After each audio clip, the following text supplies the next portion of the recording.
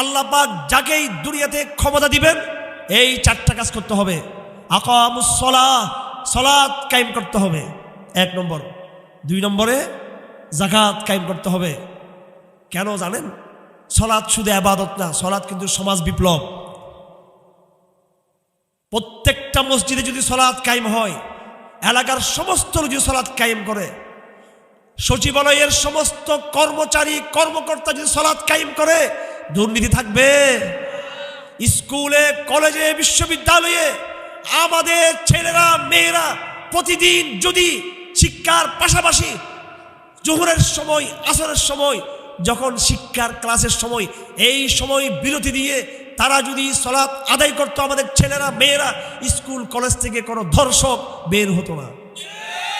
অশ্লীলতা, বেহেপনা, বেলাল্লাপনা, প্রেম, আপনার বোনকে নিয়ে যাচ্ছে, আপনার লজ্জা লাগে? আপনার মেয়ের সাথে প্রেম করতেছে, আপনি আবার আরেকজনের সাথে প্রেম করতেছেন। আপনি একজনের বোনের সাথে করতেছেন, আপনার বোনের সাথে আরেকজন করতেছে প্রেম।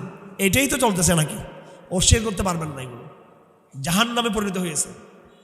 যদি সালাত কায়েম হতো তাহলে এরকম নারী পুরুষের অশ্লীলতা থাকতো না আমাদের সমাজে।